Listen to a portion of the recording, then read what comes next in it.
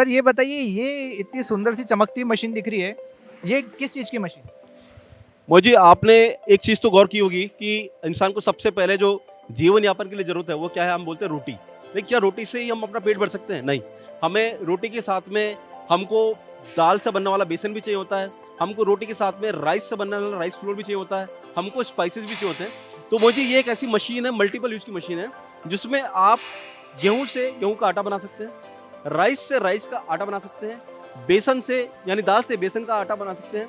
इसके अलावा आप अगर इसमें स्पाइसेस डालते हैं, आखी जैसे मिर्ची डालते हैं, मिर्च का पाउडर बन जाएगा, धनिया डालेंगे, धनिया का पाउडर बन जाएगा। मसलन कि ये एक मल्टीपल यूज की मशीन है और ये मशीन हमारे पास डोमेस्टिक से लेकर के कमर्शियल यानी कि 65 से 70 हज़ार के बजट के अंदर आप छोटी मशीन इंस्टॉल कर सकते हैं, जिससे आप 25 से 50 किलो घंटे का बना सकते हैं। और इसी के साथ में हमारे पास 5000 किलो पर आवर बनाने वाले प्लांट भी हैं। तो हम इतनी वाइड रेंज में मशीन रखते हैं। कंसेप्ट ये है कि इन मशीन्स को इंस्टॉल करके आप जो भी लोकल रॉ मटेरियल आपके मार्केट में अवेलेबल है, मसलन गेहूं अवेलेबल है, चना अवेलेबल है, आप उसको लाइए, ला कर उसको पीसिए और अपने एक छोटी पन्नी के अंदर उसको पैक करके मार्केट में आप डाल सकते हैं। और बड़े प्लांट वाले इन मशीन के पूरे प्लांट को प्लान कर सकते हैं और उससे अपनी आजीविका कमा सकते हैं। अब एक क्वेश्चन आप जो आएगा अगला कि भाई इससे क्या कमाई होगी, तो अगर मैं बात करूं गेहूं से गेहूं का आटा, तो गेहूं मार्केट में अभी 22 रुपए किलो अवेलेबल है, लेकिन आटा वही 28 से 30 रुपए में अवेलेबल है। इन मशीन से आप बना करके आराम से 2 से 3 रुपए पर केजी आटे पे कमा सकते हैं।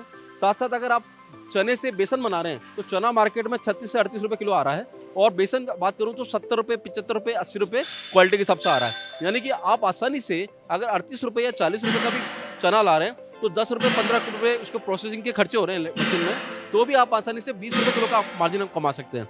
और ये मशीन जो है मोजी पैन इंडिया यानी नॉर्थ से लेकर साउथ तक इसलिए फेमस है क्योंकि इसी मशीन से आप आटा बना सकते हैं, इसी मशीन से आप राइस का फ्लोर बना सकते हैं, इसी मशीन से आप चने से दाल बना सकते हैं। तो अगर हम नॉर्थ की बात करें तो आटा ज़्यादा खाते हैं, रोटी ज़्यादा खाते हैं। साउथ में जाएं तो वहाँ पर इडली डोसा ज़्यादा खाते हैं। और अगर हम सेंट्रल पार्ट की बात करें यानी कि एमपी में या गुजरात में, तो वहाँ पर खमन, ढोकला, ये सब बेसन से रिलेटेड ज़्यादा चीज़ें चलती हैं। तो हम इस मशीन से पूरा पैन इंडिया को कवर कर रहे हैं और ये मशीन आसानी से हमारी यहाँ पर ऑर्डर करके हम यहाँ से बाय ट्रांसपोर्ट शिप कर देते हैं।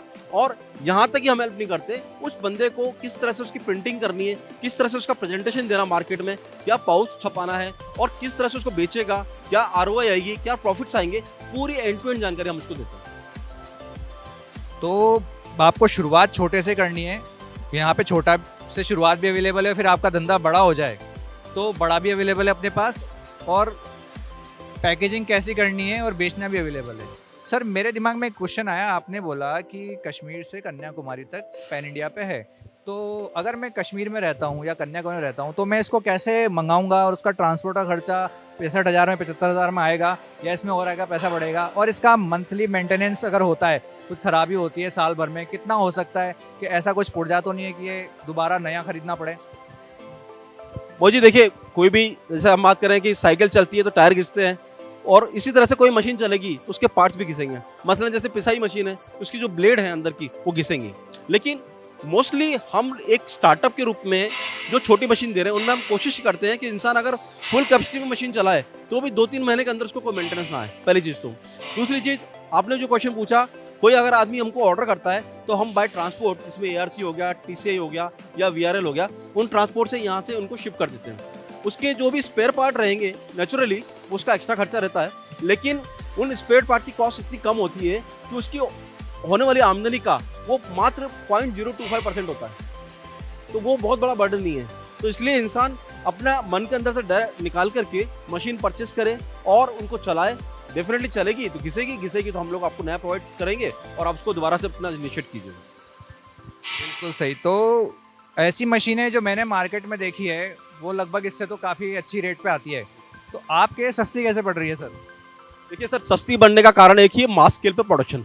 हम लोगों ने, आपको पता है कि हम खुद कोटा में बैठ करके मैन्युफैक्चरिंग कर रहे हैं। इसके अलावा पुणे, हैदराबाद, बनारस, गुवाहाटी, आगरा, इंदौर हमारे खुद की फैक्ट्रीज हैं और जोनल हमने सारी फैक्ट्रीज कवर की हुई है। हमारे पास पूरा गैप एनालिसिस का डाटा है कि कितने लोग बिजनेस करना चाहते हैं और कितने लोग कर पा रहे हैं, उसके हिसाब से हम प्रोडक्शन करते हैं। तो जब आप मास लेवल पे प्रोडक्शन करते हो तो नेचुरली उसकी प्रोडक्शन कॉस्ट जो है डाउन आती है। और हमारा मकसद बिजनेस के साथ साथ लोगों की भलाई भी है, क्योंकि हम खुद फूड प्रोसेसिंग फील्ड से बिलोंग करते हैं। हम चाहते हैं कि एक आदमी जो संकट से घिरा है, जिसकी नौकरी नहीं है, वो अपनी स्टेप को आगे लाए, बिजनेस करे और अपना पैसा अर्न करे।